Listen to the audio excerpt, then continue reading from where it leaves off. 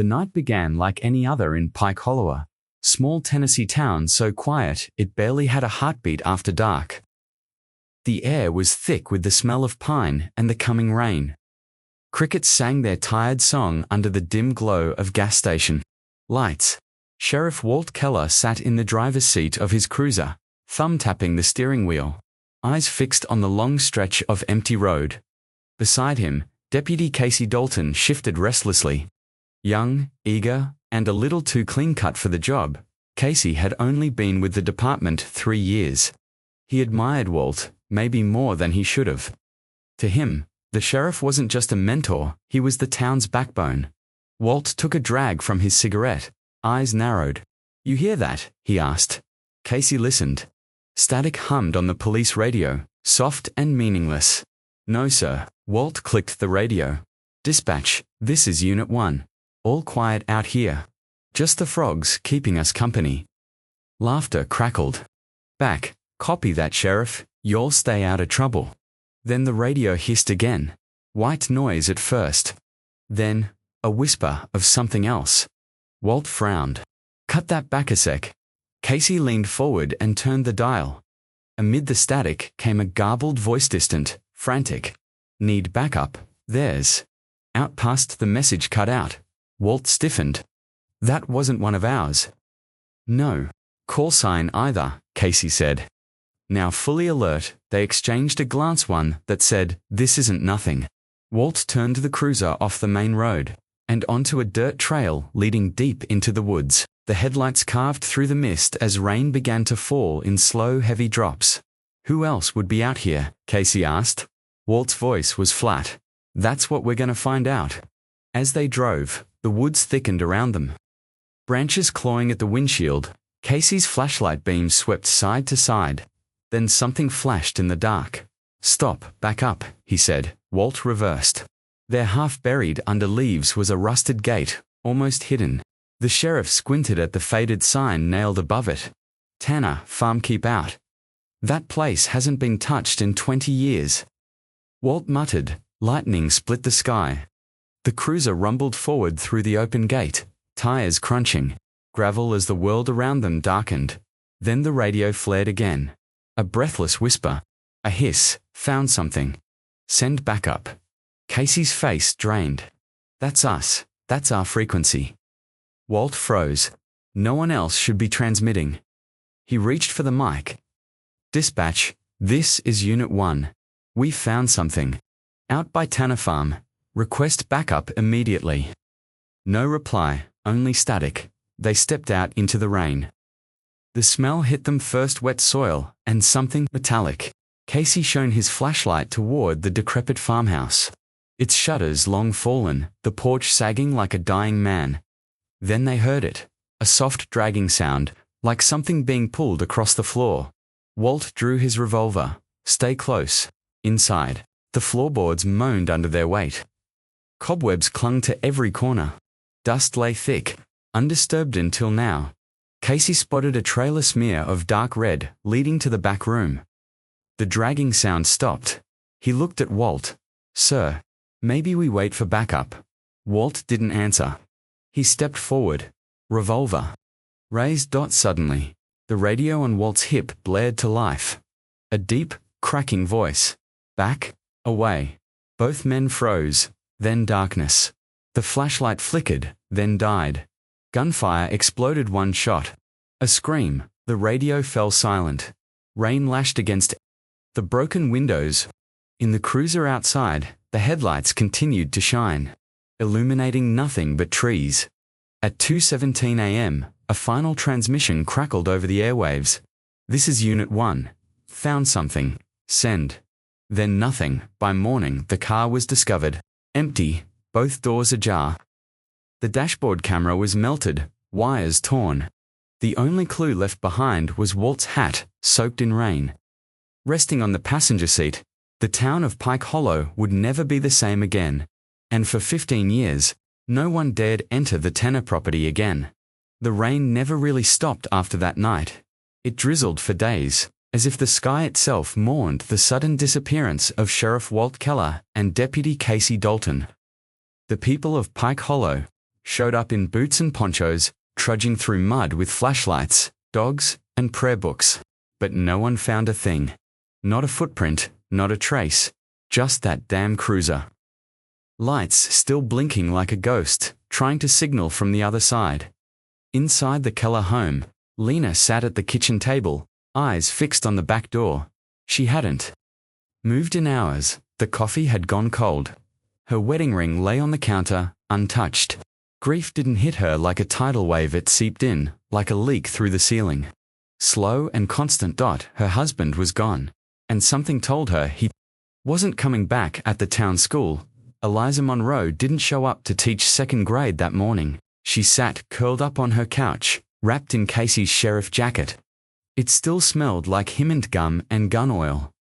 They were supposed to be married in 6 weeks. She hadn't told anyone yet, but she was 2 months pregnant. Casey didn't know. He never would. The sheriff's office issued a formal statement on the third day. Sheriff Walt Keller and Deputy Casey Dalton are presumed missing under active investigation. We are treating this as a surge hand rescue operation until further notice.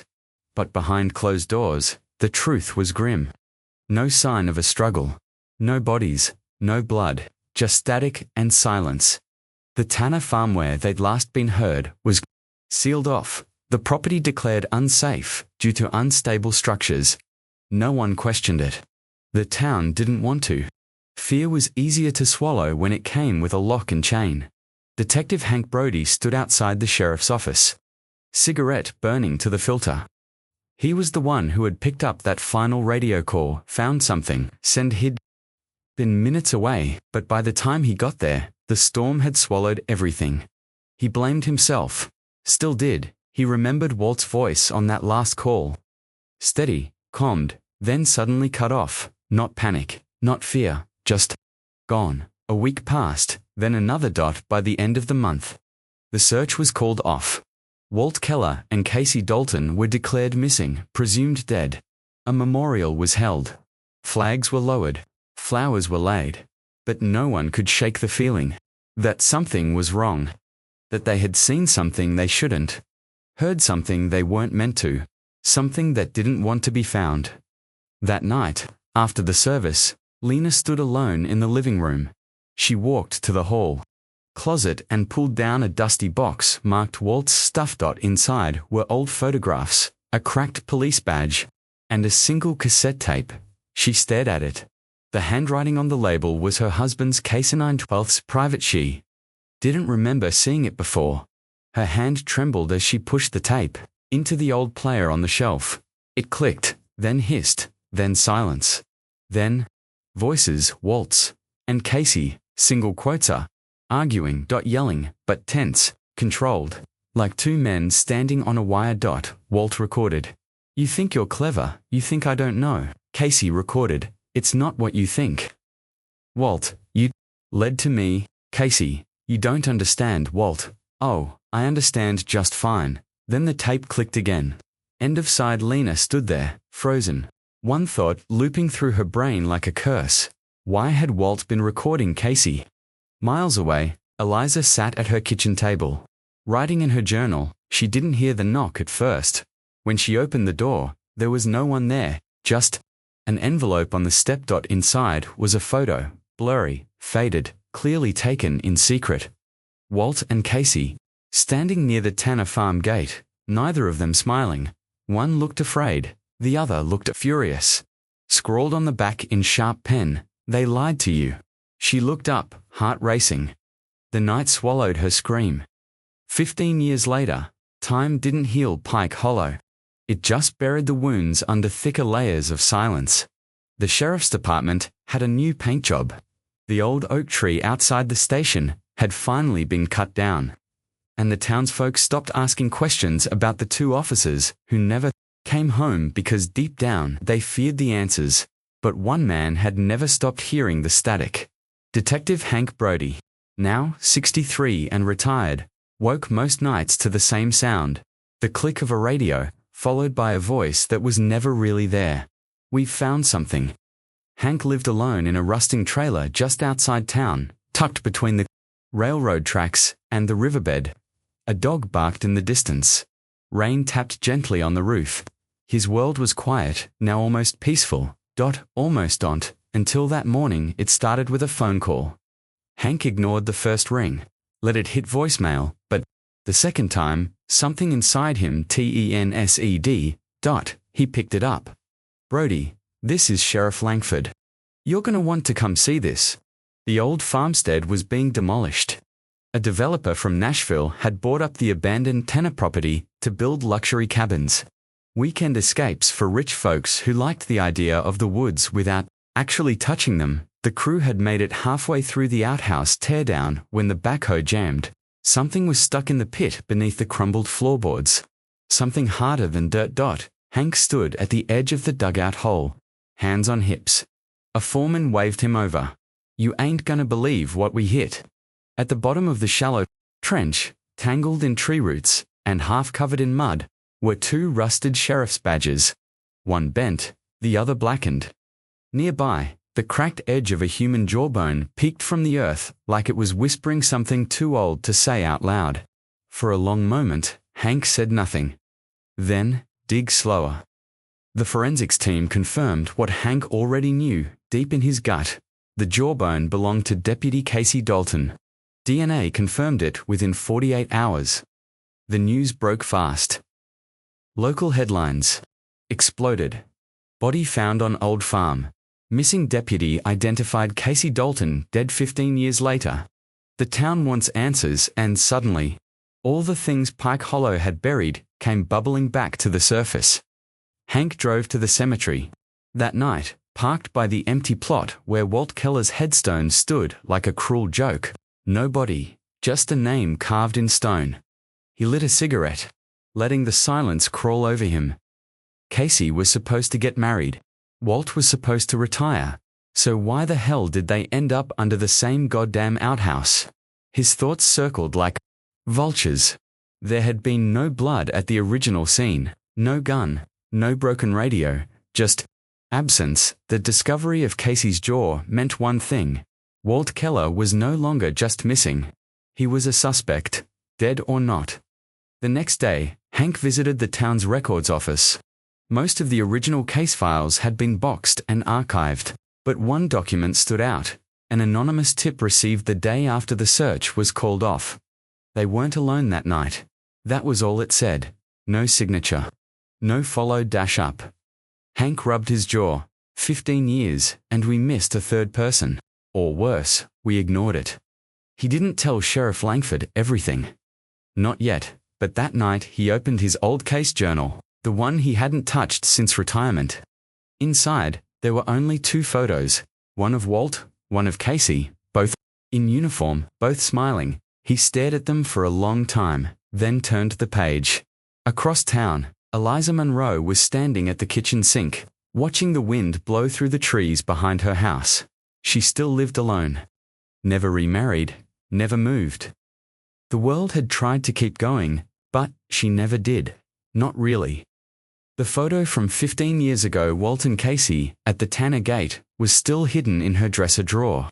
Beneath a pile of old baby clothes she could never throw away. She hadn't told anyone about it, not even Hank, but now she wasn't sure she could keep it quiet. Not when Casey's bones had been dug from the dirt like forgotten. Lena Keller was still in town too, though she rarely left her house. Age had not been kind. Her hair had gone grey. Her hands trembled when she held her tea. She stared at the picture of Walt on the mantel, her late husband, declared dead but never buried. She still set his coffee mug on the table every morning. He was a good man, she told herself. But even as she said it, her eyes drifted to the old cassette tape still tucked in the kitchen. Casey 9/12 private. She hadn't listened to it again since that night. Couldn't, but she could still hear the last words. You lied to me.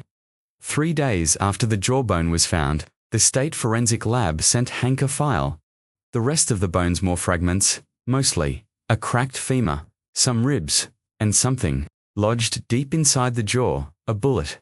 The report came with a note, .38 caliber, lodged in lower jaw, shot fired at downward angle. Based on residue, came from close range. Possibly. Hank read it twice. Walt Keller carried a .38. His hand tightened around the page, blood pounding in his ears. At the town bar, people whispered, "They found him. I heard the sheriff did it." Or maybe Casey snapped. Or maybe it wasn't either of them. Truth bled into rumor. Rumor became gospel. And the town began to rot from the inside out all over again. Late that night, Hank sat in his truck outside the old Keller house, watching from the road. He didn't knock, didn't have to dot. Lena opened the curtain just enough to look out, froze when she saw him. Their eyes met across 2 decades of grief, guilt, and something far darker. Hank tipped his hat and drove away. The heat came early that year. July in Pike Hollow usually felt like someone laid a wet towel over the whole town. But this time it was different, sticky, restless, like something was bubbling beneath the surface. And now everyone could feel it. The moment Casey Dalton's remains were confirmed, the town shifted. Conversations slowed when you walked by. Old men stopped rocking on their porches. Church ladies paused mid-prayer, wondering if they'd been lighting candles for a killer all these years. Hank Brody sat at his usual booth in Maggie's diner, watching the steam rise off his black coffee. He wasn't supposed to be here. He was done, retired, living on boxed soup and cheap bourbon. But Pike Hollow didn't care about retirement. Not when its favorite sheriff might have murdered his own deputy. Not when bones came crawling back out of the ground. Like bad secrets, Sheriff Langford slid into the seat across from him without asking. "You look like shit," he said. "I feel worse," Hank replied. Langford leaned forward. "We've got national outlets sniffing around. They want to dig, ask questions, run features. So the council doesn't want headlines, Hank. They want this cleaned up, fast and quiet." Hank raised an eyebrow. "You mean buried?" Again, Langford sighed. "That's not what I said." "No," Hank said coldly. "That's exactly what you said." Back at the sheriff's office, 2 boxes sat unopened in the evidence room. 15 years old. Labeled Keller Dalton Case, Cold Storage. Dust coated them like a second skin. Hank opened the first one. Inside were old case files, grainy crime, scene photos, and an evidence bag with a cracked radio handset, the one from Walt's cruiser. It didn't work anymore, but just holding it made Hank's spine tingle. He picked up a photo of the cruiser from that night, both doors wide open. Lights still flashing, the driver's seat soaked in rainwater, no blood. No signs of struggle, just absence. Later that afternoon, Hank stopped by the town library. In a place like Pike Hollow, information wasn't always digital. It was handwritten, passed down, buried in old newspapers no one ever scanned. He flipped through the microfilm archives until he found it, a brief column from the Pike Hollow Gazette, dated October 17th, 15 years ago. Sources close to the department confirm rising tensions between Sheriff Keller and Deputy Dalton in the weeks leading up to their disappearance. One anonymous staffer cited heated exchanges and departmental disagreements. That anonymous staffer was never followed up on. Hank scribbled a note. Find the staffer as he walked back to his truck. Someone called out from the shadows of the alley beside the bar. "Hank?" He turned. Eliza Munro stepped into view. Her face pale but steady. She held a manila envelope in her hands. "I wasn't going to give this to you," she said, "but now, I think someone's trying to scare me." She handed him the envelope. Inside, a printed photo, the same one she received all those years ago. Walt and Casey near the Tanner Gate. But now there was a second photo. Casey, alone, entering the farmhouse. Timestamped 1:43 a.m., 22 minutes before the last radio call. Hank narrowed his eyes. "Where did this come from?" "I don't know. It was in my mailbox this morning. No note, no return address." "Anyone else know about it?" She shook her head. "Not even the police." "I don't trust them." Smart girl, Hank thought. He looked at the photo again. Casey's expression wasn't fear or anger, it was confusion. Like someone had just told him a truth he didn't want to hear. That evening, Hank returned to the Tanner property. It had been roped off again after the discovery. But that didn't stop him. He stepped over the tape, flashlight in hand, walking past the ruined outhouse toward the back of the lot. There, behind the tool shed, was a rusted storm hatch buried in vines. He hadn't seen it before. He knelt and pried it open. A ladder led down into blackness. The cellar was cold and naturally cold. His flashlight beam flicked across old canned goods, broken tools, and a wall lined with shelves. One shelf was empty, but beneath it, he saw them. Two spent casings. 1.38. The other, a 9mm. 2 guns had been fired that night. 2 shooters.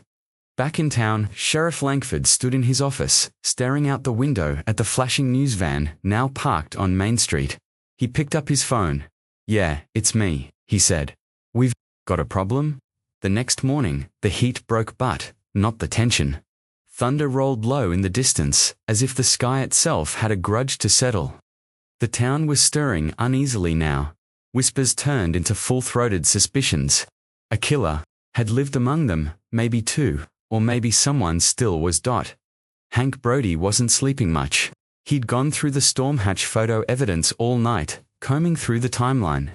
Something about the timestamps didn't make sense. Casey entered the farmhouse at 1:43 a.m. The last radio call came in at 2:17 a.m. 34 minutes. What the hell happened in those missing 34 minutes?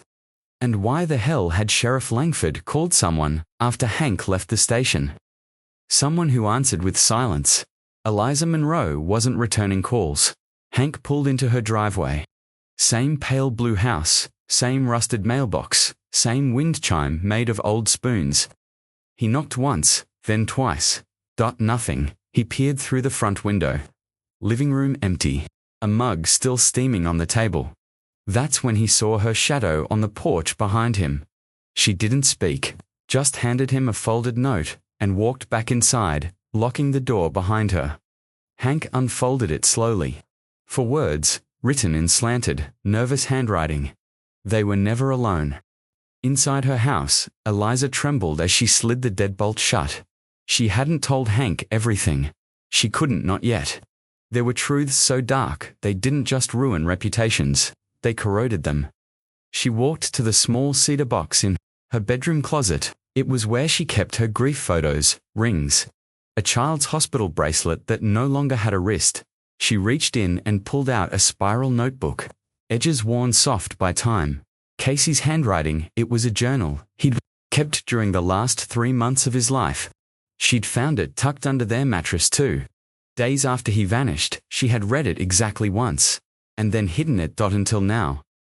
Hank sat in his truck, flipping through the notebook pages. His fingers slowed as the words darkened. Waltz. Watching me. Asking about Lena. Keeps bringing up the night I drove her home after the fundraiser. I told him it was nothing. But I think he's jealous, paranoid, or maybe just tired of being the town's hero. Then, Lena kissed me. I didn't kiss back, but I didn't stop her either. Walt doesn't know, not for sure, but if he finds out, the journal ended abruptly 2 days before Casey disappeared. No goodbye, no wrap-up, just half a sentence scratched out in panic. That evening, Hank returned to Lena Keller's home. She opened the door before he even knocked, as if she'd been expecting him. He stepped inside. The house smelled like old soap and ghosted memories. "Tell me the truth," Hank said quietly. "Did you love Casey?" Lena looked down at her hands. "No." He raised an eyebrow. "But I wanted him to love me." She walked to the bookshelf and pulled out the cassette again. "You know what's on it," she said. "But you never asked why Walt was recording him." "Okay," Hank said. "I'm asking now." Lena sighed. Because Walt didn't trust anyone. Not even himself. He thought. Maybe he'd do something awful one day, and he wanted proof, just in case. Hank stared at her. "You think Walt killed Casey?" She hesitated, then whispered, "I think they both pulled guns that night." At the station, Sheriff Langford was on the phone again. "I told you this would get messy," he said, pacing. He glanced at the security camera feed. Hank was on the lawn again, talking to someone. Langford's jaw clenched. He ended the call and muttered to himself, "If this comes out, we all go down." Hank left Lena's house with more questions than answers. But he didn't drive home. He drove to the only person still alive who had worked under Walt back then, Deputy Mike Holloway. He was Walt's second-in-command, Casey's supposed friend, and the man who'd left Pike Hollow right after the disappearance. Now he lived in a cabin just off Route 9, surrounded by nothing but trees and rusted cars. Mike opened the door. Older, heavier, and instantly defensive. "You still poking around? A cold case that should have stayed cold," he growled. "I'm not poking," Hank said. "I'm kicking the damn thing wide open." Mike scoffed. "Don't you got a garden to tend to, old man? I've got a dead deputy, a sheriff who might have killed him, and a basement full of lies. I figured I'd drop by the last person who walked out of town with clean boots." Mike's smile twitched. "Fine, 1 beer," he said. "Then you go." Inside, the place was dark and cluttered. A recliner faced an old TV playing a silent fishing show. A dusty photo of the department from 15 years ago hung above the mantel. Mike handed Hank a warm can of beer. "So, what's your theory?" Mike asked, settling in. "That you know more than you said back then." Mike cracked his knuckles. "We all knew more than we said." Hank leaned forward. "Then say it now." A long silence. Then Mike looked him dead in the eye. "Walt didn't kill Casey." Hank froze. "I was there," Mike said. "That night, at the farm, you were what?" "They called me. Casey was upset. Said Walt had threatened him. Said he needed backup. I got there late. 30 minutes too late." "The missing 34 minutes," Hank murmured. Mike nodded. "When I arrived, Casey was already down. Bleeding, not dead, not yet." Walt was in shock. "What happened?" They struggled. "Walt fired. But the angle. The bullet didn't kill him." Walt dropped the gun, started freaking out, said he never meant to, and then Mike looked away. Then someone else showed up, but Mike just shook his head. "Didn't see their face. I heard a voice, female." Hank's stomach dropped. She said, "You shouldn't have come here," and then, another shot, another gun. Mike nodded. "I ran like a coward, told the department one was off duty. Packed my shit and left town." Hank stood slowly. "You ever wonder who really pulled the trigger that finished it?" "All the time," Mike said. "But I think you already know." The photo had always been an itch under Hank Brody's skin, not because of what was shown, but because of what wasn't. Walt Keller and Casey Dalton, standing in front of the Tanner gate. No time stamp, no expression, no smiles. 2 men, both tense, both armed, both staring at someone behind the camera. Hank had stared at that photo for hours now, letting the silence tell the story, until something finally screamed. He noticed it on the third printout when he zoomed in on Casey's right arm, a reflection in the metal of his badge. Small, curved, like a wristwatch, and a hand. Someone had taken that photo up close, someone standing just feet away, someone who hadn't come forward. The photo was printed on professional-grade paper. High contrast, subtle watermark in the corner, R. Munro Photography. Hank didn't need Google for this one. He knew exactly who that was. Riley. Munro had been Pike Hollow's unofficial photographer for years. Weddings, funerals, high school, dances, town parades. He had captured them all with his ever-present Canon and a cigarette dangling from his mouth. He also happened to be Liza Munro's cousin. The connection was too tight to ignore. Hank found Riley in his garage, hunched over a stack of black and white negatives, surrounded by the stench of darkroom chemicals and stale beer. "You developing ghosts in here, or are those just bad memories?" Hank asked, stepping into the doorway. Riley didn't look up. "You've got no warrant, Brody." "Don't need one, just your conscience." Riley chuckled darkly. "That retired badge still keeping you warm at night. Only thing colder is your silence." That made him pause. "You hear about the Keller shot?" "I'm here about why you were there that night." They sat in silence for a long time. Then Riley sighed, tossed down a pair of tongs, and lit a cigarette. "I didn't mean to get involved," he said. "I was driving home from a freelance job, wedding up in Bell County. Took the back roads 'cause I was half drunk and didn't want the highway patrol sniffing me. He looked down, I saw the lights. 2 cruisers, gates wide open. I thought maybe there was a bust going down, so I stopped. Snapped a few shots. From the trees, figured I could sell M to the paper if something big happened. What did you see? Walt was shouting. Casey looked like he'd been sucker punched by the truth. They were arguing, but I couldn't hear what about. Then, what? Someone else came out of the farmhouse. A woman. I couldn't see her face. But Casey, he looked like he saw a ghost. Lena, Hank asked. Riley paused. I don't know. You do know. Another pause. Maybe. Hank leaned in. Did she see you? No. Did Walt see you? Yes. The story spilled out like blood from a reopened wound. Walt had turned and seen the camera. Flash. He'd stormed toward the tree line. Riley panicked and ran. Drove straight home. Never said a word, but someone knew. Because 3 days later, a different photo showed up in his mailbox. The same photo but cropped. Tighter, cleaned up dot without Riley's watermark. That's the one Eliza has, Hank said. Riley nodded slowly. I never gave it to her. So, who did? Riley looked scared for the first time. That's the thing. Someone's been keeping tabs on this photo. I've had my print stolen, my darkroom broken into. 2 years ago, someone cut my brake lines. You report any of it? No. I like breathing too much. Back in his truck, Hank stared at the cropped photo again. Walt, Casey, and just barely visible behind them. A shadow in the farmhouse. Window. Thin frame. Long hair. Watching. And this time, he saw it for what it was. Not guilt. Not grief. Not shock. Anticipation. That night, Hank stood in front of Eliza Monroe's house. Again, this time, she opened the door without hesitation. He handed her the uncropped photo. She didn't pretend to be surprised. So Riley finally told you. She said, I need you to tell me why you kept it hidden. She walked to the kitchen and poured 2 glasses of water. Not whiskey, not wine, water. Her hands were shaking. He was scared, she said.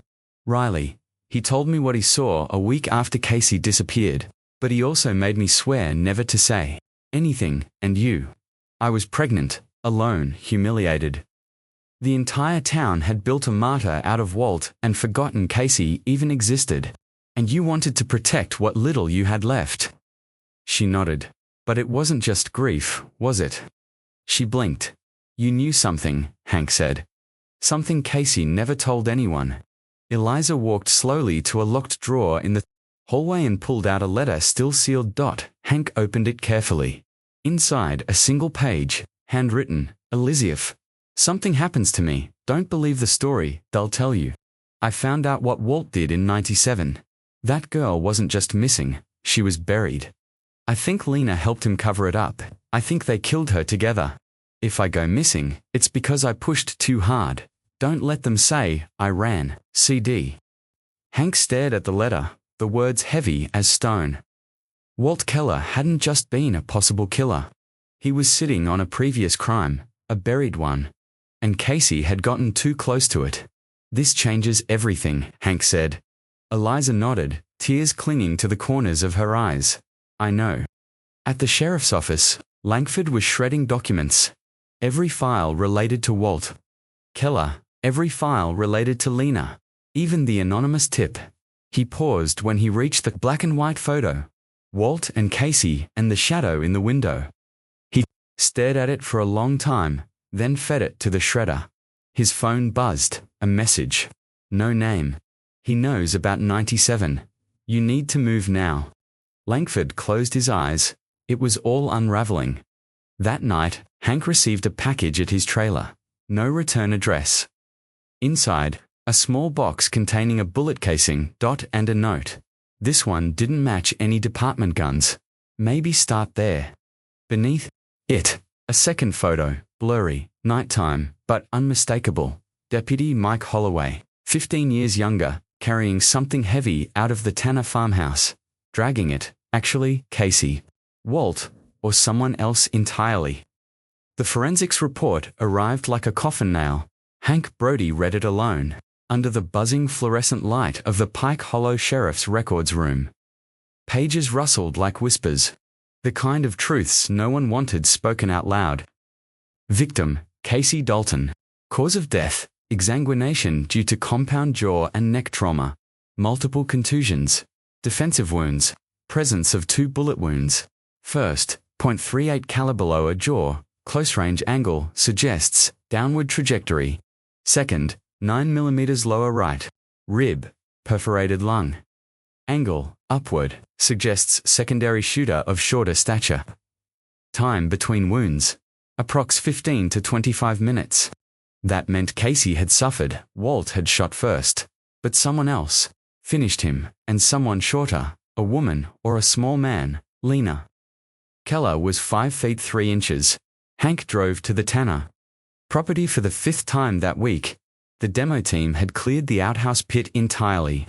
It was now just a sunken hole framed by caution tape and rumors, but the real discovery lay deeper under the pit. A false floor, one panel, 4 feet down, lifted to reveal a makeshift cache of bones. Human remains. Not Casey's, not Walt's single quotes old art, least 2 decades, wrapped in a decaying floral dress, tiny wrists still handcuffed, a silver chain with a heart pendant clung to the vertebrae.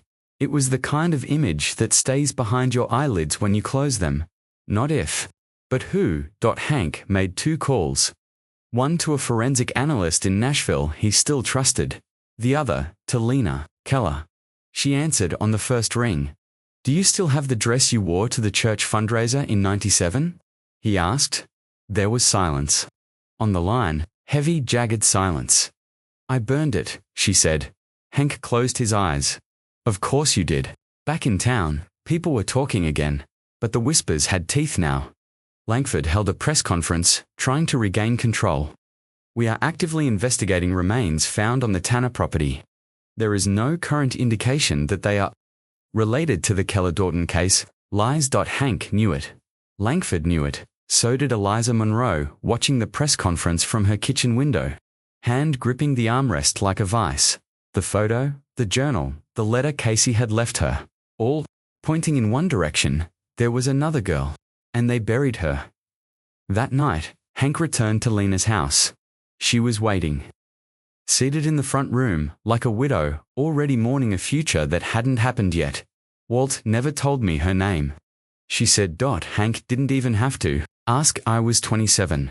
Lonely. Trying too hard to be more than the sheriff's wife. Her voice shook. She came to the station crying. Said Walt had cornered her after Bible study. Said he threatened her to keep quiet. Hank swallowed hard. What did you do? I told Walt. I didn't believe her. I thought she was lying. To ruin us. Her eyes welled up, so he took care of it. That's what he said. Don't worry, I handled it. I didn't ask questions, didn't want to know, but you knew. She nodded, and then added the final nail. Casey found out about her, right before he disappeared. Hank stood under the street lamp outside Lena's house. That pit growing deeper in his gut. Walt had killed a girl. Covered it up, and Casey had died trying to dig her out. But something still didn't make sense. Walt didn't bury her alone. Someone smaller helped carry that body into the outhouse pit, someone with motive to keep the past buried. And someone else had fired the second shot into Casey's ribs. Next stop, Deputy Mike Holloway. Hank found him drunk on the front porch, staring up at the stars like he'd asked them a question and they refused to answer. You were there when Casey died, Hank said. Mike didn't deny it. You saw who finished him. Mike hesitated, then whispered, I saw her, Lena. No, Mike said. It wasn't Lena. His eyes flickered. It was Eliza. The name hit like a gunshot. Eliza Monroe, Hank said, disbelief heavy in his throat. She stepped out of the farmhouse, Mike murmured, voice cracked from rot-gut whiskey and regret. Gun in her hand, looked Casey straight in the eyes, said, I begged you to let it go. Then she pulled the trigger. You're saying the woman who loved him killed him. Mike nodded. She loved him too much. Enough to want him safe.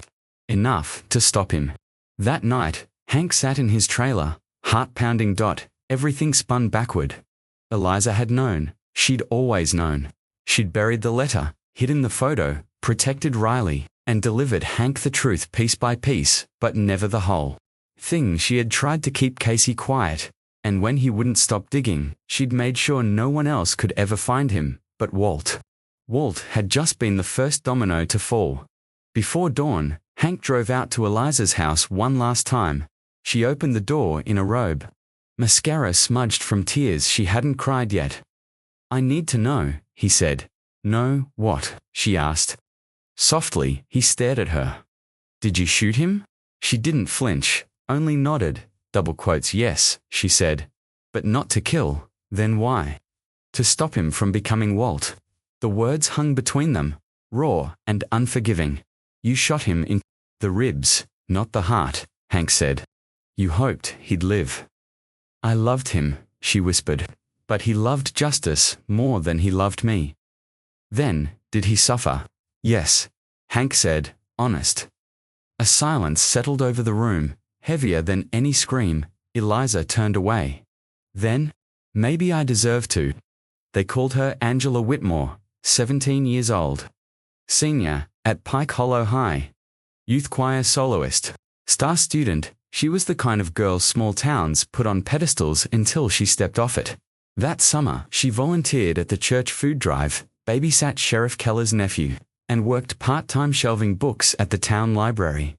Sweet, quiet, never made a fuss until she did, until she walked into the Pike Hollow Sheriff's Station on a muggy Thursday night and asked to speak with Walt Keller. Alone, the clock read 9:38 p.m. Walt had just finished his third coffee. Lena was home, expecting him for dinner, but he was always late. Especially lately. Angela sat in the chair across from his desk, twisting her bracelet. "I need to report something," she said, voice soft. Walt leaned back, professional mask slipping slightly.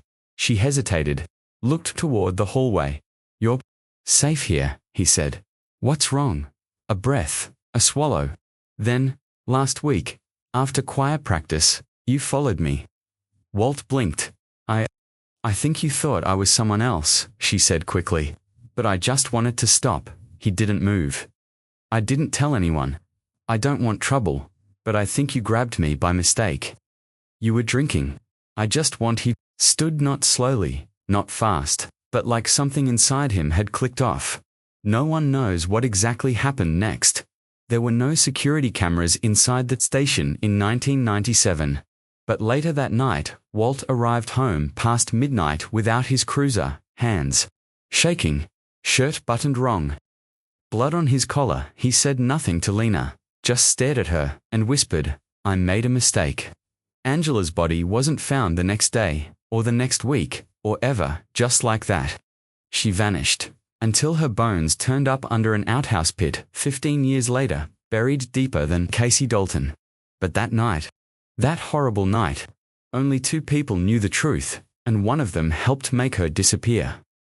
Lena Keller. She saw the scratches on Walt's neck when he undressed, saw the torn-up backseat in his patrol car when she went to the station the next morning, bringing coffee like a loyal wife. He told her it was a drunk who got rowdy. She believed him, at least. She wanted to, until she saw Angela's bracelet in the glove box, the same one she wore every Sunday. The one Lena helped her choose at the church thrift sale. That night, she confronted him. "You hurt her," she whispered. She was going to lie. Walt said, "Ruin everything. She was a child. She was dangerous. I saw the blood, Walt." His hands were shaking. His voice was low. "She tried to run. She tripped, hit her head. I panicked. You killed her." "No," he said. "She was alive when I put her in the cruiser." Silence then. "I need you to help me fix it." Later that night, they drove. Walt in the passenger seat. Lena behind the wheel, stone-faced, pale. Angela lay wrapped in a tarp in the back. Silent and broken. They chose the old Tanner property, abandoned, isolated, rumored haunted. Walt grabbed a shovel from the shed, told Lena to stay in the car. But she didn't. Single quotes. She helped him dig, helped him lower the body, helped him cover it.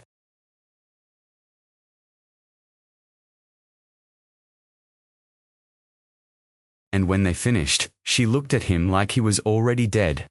"You're going to carry this?" she said. "Every day." And he did. For a while, but guilt is like mold, it spreads in silence. By 2009, Walt was cracking, drinking more, pushing away everyone who loved him, including Lena, and especially Casey. Dalton, Casey, was new, fresh, unburdened. But he was smart. He noticed gaps in old cases. He asked why there were no records on Angela Whitmore, and eventually, he went looking. He found Angela's yearbook photo, first, then her missing persons report. Then he found a cassette tucked behind a file cabinet at the station. One Lena never meant anyone to hear. It was a therapy session. A recorded tape she gave a counselor, who passed it along to the sheriff's department for a wellness referral. Bolt kept it, buried it, but Casey found it. He listened, and he heard the truth, in Lena's voice. "I helped him hide her. I was scared, and then I was ashamed. She was still alive when we buried her." It broke him. Casey went to Walt, confronted him, not to arrest him, but to make him confess. "You don't have to go out like this," he told the sheriff. "You have a chance to do the right thing." Walt stared at him across the desk, eyes hollow. "You don't understand," he said. "I do," Casey replied. "That's why I'm here." 2 nights later, Casey called in backup, told Deputy Mike Holloway to meet him at the Tanner. Property. Walt was already there. So was the past, so was Ilya, and only 3 of them left that night. The news hit Pike Hollow. Like a whispered confession over an open grave, Lena Keller voluntarily turns over evidence. In 1997, disappearance of Angela Whitmore, people thought it was over. That the widow had finally come clean. They were wrong. Hank Brody sat at the bar, eyes on the muted TV above. The ticker ran across the bottom of the screen like a slow drip of morphine. New breaking cold case tied to former Sheriff Walt Keller. Langford had given a statement. Predictable, sterile. "We commend Mrs. Keller for her cooperation. A full investigation is now underway." But Langford looked shaken. His mouth said grateful. His eyes said cornered. Hank sipped his whiskey. Didn't taste it. His mind was stuck on Lena's final words when he'd last visited her. Truth can be its own disguise. Hank, now he knew what she meant. The box Lena turned over contained a blood-stained Sheriff's Bajangela's braceletty cassette marked Confession, WK. A .38 revolver with 1 spent round it was everything the law needed. Clean close. Wrapped with a bow and the scent of forgiveness. But Hank wasn't buying it, because none of it answered one question. Why now? Back at his trailer, Hank played the cassette alone. Walt's voice came through. Rough with bourbon and regret. "She came to me that night, said she was scared. Said she saw me outside her house. I told her she misunderstood. I drove her home, I swear. That's all I meant to do. She tried to run, tripped, I panicked. I didn't mean to hurt her. But once it happened, I knew no one would believe me. So I called Lena. She helped bury what I'd done." It sounded like closure, but Hank knew tapes could be edited. He replayed the last 10 seconds. Click. Muffled breath. Then, ... "Just promise me one thing, Lena. If it ever comes out, make sure they blame me." That wasn't a confession, that was a request. A shield. Walt had planned to take the fall, maybe out of guilt. Maybe love, but it meant Lena had known exactly what to do once things started to crumble at the sheriff's office. Hank dropped the tape on Langford's desk. Langford leaned back, fingers steepled. "You think it's a lie?" he asked. "I think it's a decoy," Hank replied. "Decoy, for what?" "For who is the better question." Langford sighed. "Look," she handed us a ribbon-wrapped answer. "We're not digging into it. The AG's office is satisfied.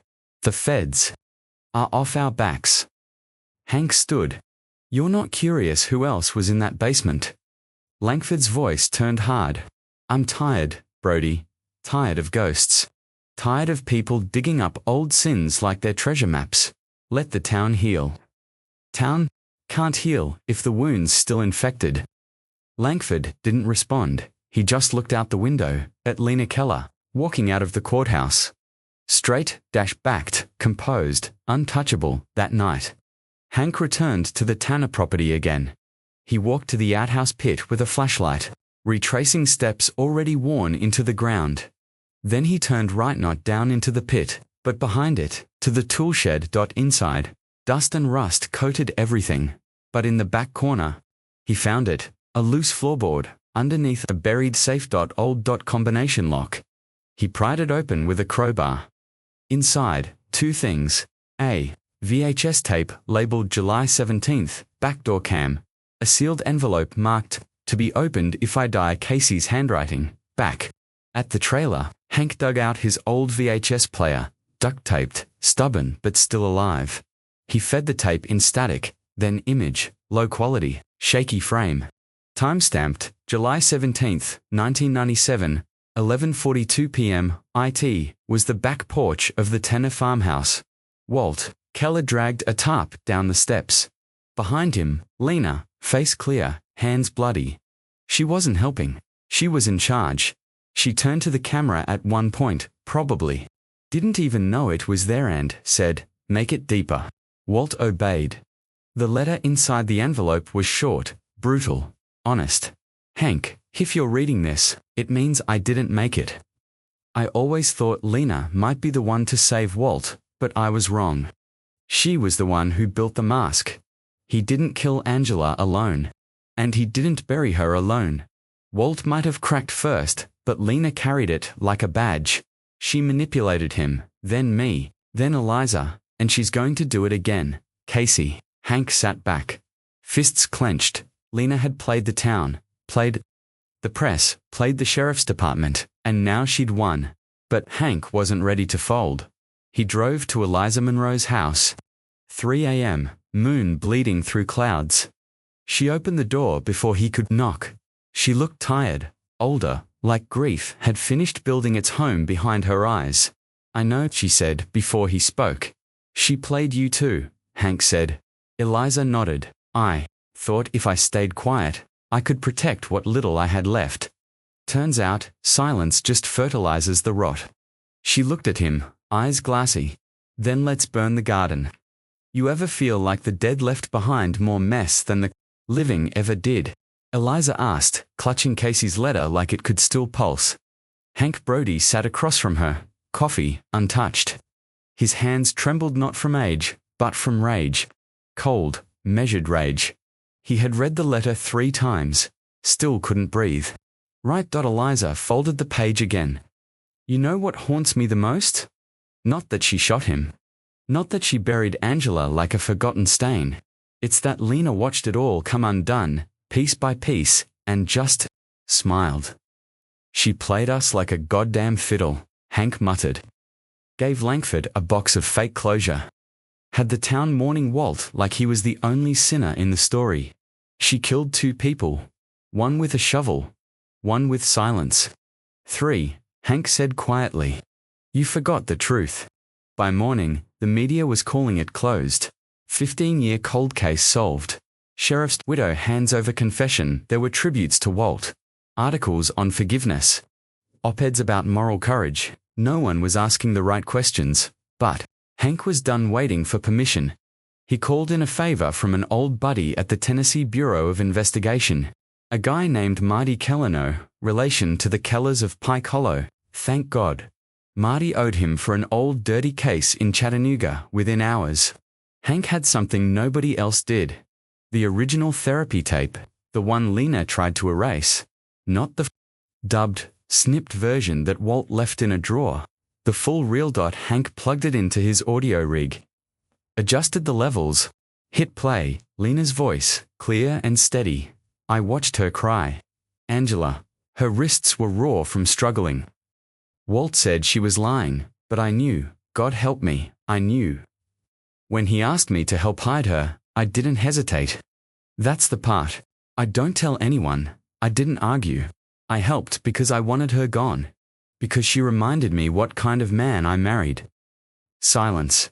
Then, and when Casey came asking questions years later, I smiled. I fed him just enough truth to make him think I was on his side, but he kept digging, and I kept watching. So I brought Eliza in. Hank's stomach twisted. Eliza, sitting on the couch, froze. No, she whispered. She told me Casey was losing control. That he had a gun. That he was going to kill himself. She made you think it was a mercy. She used me, Eliza whispered, her voice broken. She used everyone. But the audio wasn't done. I told Eliza if she really loved him, she had to stop him. Before he did something permanent, she didn't know the gun was loaded. I made sure she wouldn't know. A laugh. Soft. Cold.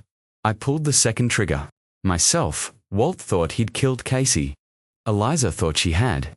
Neither of them ever realized it was me. Hank hit pause, then stood. We take this to Langford, Eliza said. No, Hank said. We take it to the people. That afternoon, Hank walked into the Pike Hollow Community Center, where the town council was hosting a memorial service for Walt. Packed house, hymns, speeches, a slideshow of black and white photos. Hank waited until the prayer was over. Then he stepped to the front, holding nothing but a flash drive and a truth that weighed more than any coffin. Folks, he said, before you'll light any more candles for the man who protected this town, you should hear what his wife left behind. The room stilled. He plugged the drive into the AV system, pressed play, and let Lena speak for herself. 20-8 minutes of silence shattered by the end. Half the crowd was crying. The other half, staring at the floor like they'd just realized they'd been living in a crime scene for 15 years. Langford stood up, face ashen. This isn't verified. Marty Keller from TBI can confirm the source. Hank said, it's over. No. The voice came from the back. Lena Keller, still in black, still polished. She walked down the aisle like she owned the place, eyes forward, chin high. You think a little tape undoes a whole life? She asked the crowd. Protected this town. No, Hank said. You buried it alive. Lena tilted her head. You all needed heroes. Walt gave you that. I gave you peace. You don't want the truth. Maybe, Hank said. But we want justice more. Eliza stepped forward, voice trembling. You used me. You told me Casey was losing his mind. Lena's smile faded. Poor Eliza. Always needing to be someone's good girl. His protector, my pawn. Eliza stared at her, and for the first time, Lena looked old, not powerful, just small. Langford called for Lena's arrest on obstruction, conspiracy, and homicide. But before the deputies could cuff her, she handed Hank something, a letter. There's one more body. Not in the outhouse. Not at the farm. You'll find her in the place where Walt and I first made promises neither of us kept. Under the gazebo, they dug that night. Lights blaring, shovels grinding, silence falling like snow, and they found her. Angela Whitmore's younger sister. Isabel. Missing since 1999. The town had chalked it up to a runaway case. They'd been wrong. Again the next morning. Lena Keller sat in a holding cell. No tears, no apologies, just the quiet certainty of someone who'd played the long game and lost in the final move. Hank watched her through the glass. You buried 3 people, he said. 2 girls and the only man who ever loved you. She looked up. No, she said. I buried weakness. Lena Keller never went to trial. Not because she was innocent, not because the system failed, but because she knew how to burn everything down before it could begin. The morning the arraignment was scheduled, Pike Hollow Courthouse was swarming. Satellite trucks, national reporters, locals with signs that read, Justice for Angela, and no more secrets. Eliza Munro stood just outside the double doors, pale and breathless. She clutched Casey's old badge in one hand and Hank's wrist in the other. Inside. The judge was on the bench, the DA was ready. The press was already writing the story. Sheriff's widow faces reckoning. And then, a scream. A deputy came sprinting out of holding, pale as ash. She's gone.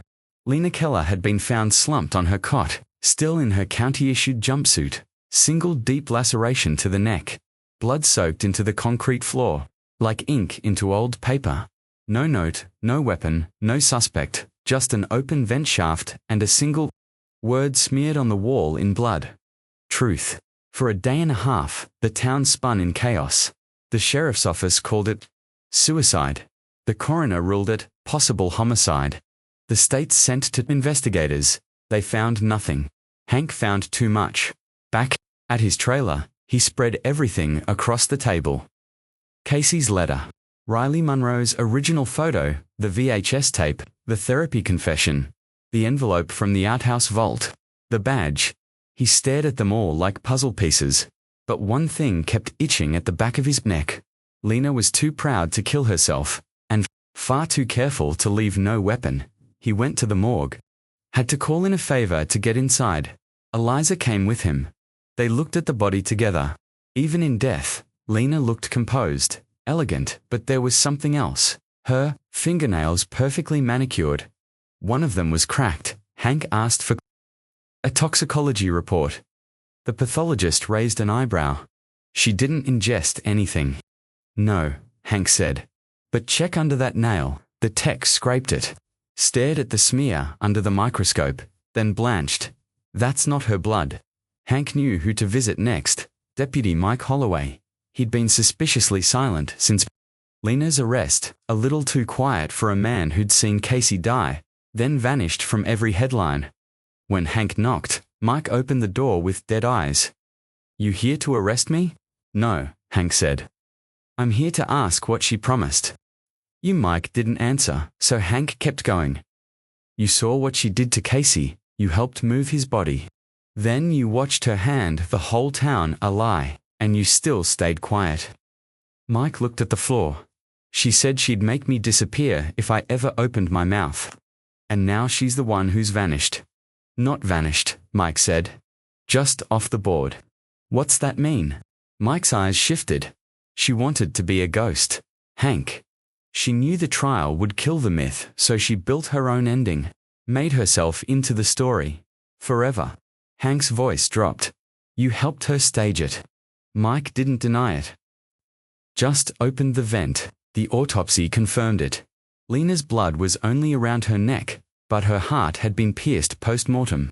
A small syringe injected through the ribs.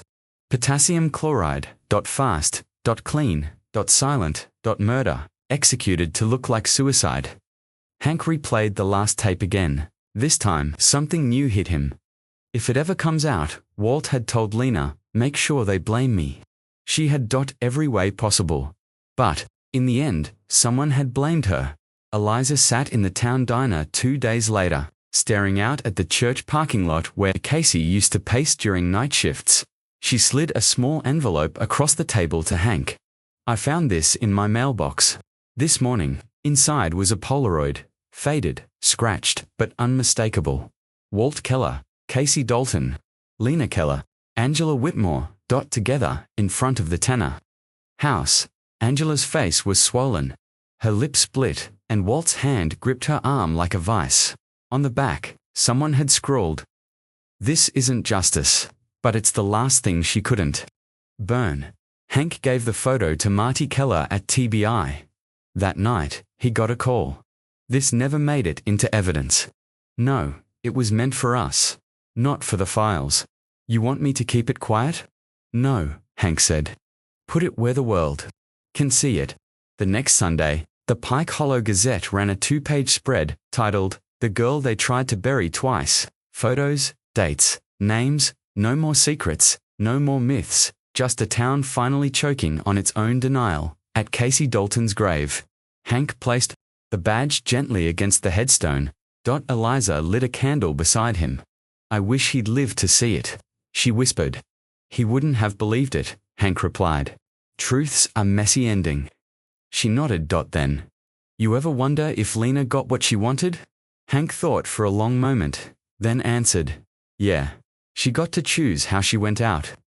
Not many monsters get that luxury." Eliza touched the stone. "He wasn't a monster." "Not him," Hank said.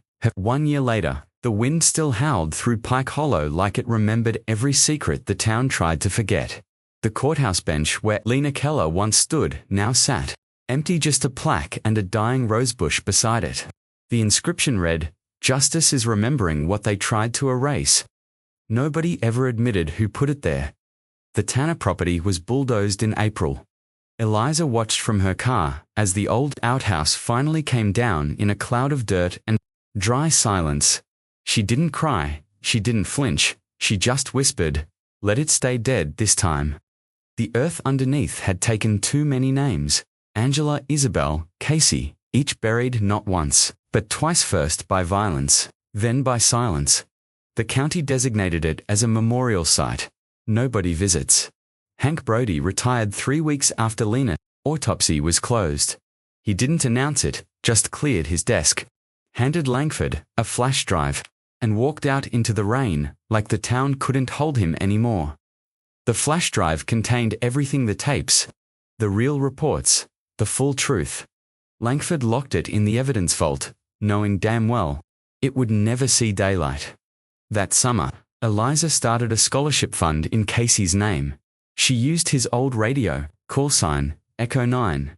The brochure didn't mention he died. In the line of duty, it didn't say he was betrayed, it just said, "For those who believe the truth is worth dying for." Only 6 kids applied the first year, but every single one of them had lived in a house that remembered silence too well. Riley Monroe, Casey's little brother, returned for the dedication. He was taller now, sharper. The boyish grief had hardened into a quiet purpose. He walked the cemetery alone. Stopped at 3 graves. Casey, single quotes as. Angela, single quotes s. He left a single yellow flower on each dot. When asked why, he said, "Because none of them got peace. And maybe I don't get to decide who deserves it." Langford stayed on as sheriff, but the badge didn't sit the same. He couldn't walk into the station without picturing Casey's file folder. The one he buried. The one he let Lena rewrite. Every morning he unlocked the evidence room, looked at that flash drive, closed the door again. Some truths were too big for courtrooms. As for Lena Keller, her grave sits beneath a weeping willow behind the chapel she helped fund. No visitors, no flowers, just a cracked headstone with her name, but every few weeks, someone scratches words into the base with a key. We remember. Sometimes it's crossed out the next day, sometimes not. Like the town can't decide whether to forgive her or bury her all over again. Eliza moved away that fall. She sold the house, packed up Casey's badge, and left Pike Hollow in the rear view. She didn't leave a note, just left her kitchen radio on, softly playing the last song Casey ever played during dispatch, "Wayfaring Stranger." Old, worn, beautiful. A song for the road, and for the ghosts you never outrun, Hank. He took a job 2 towns overnight watch at a factory that didn't need watching. He liked the quiet dot, the repetition, the hum of machines instead of lies. He'd still get the occasional call from Langford. Updates, gossip, sometimes guilt. Hank never responded until one night, at 3:13 a.m., he sent a single text. "Justice isn't a courtroom, it's a mirror." Langford never replied. Sometimes Hank drove past the church, where it all started. Sometimes he sat outside and listened to the wind move through the trees. He swore he could still hear Lena's voice in the breeze, or Casey's, or Angela's, or maybe just the truth finally breathing again. And that's how Pike Hollow healed, not with justice, not with redemption, but with echoes, some louder than others, some still buried beneath the dirt, but all still there, still whispering, still watching.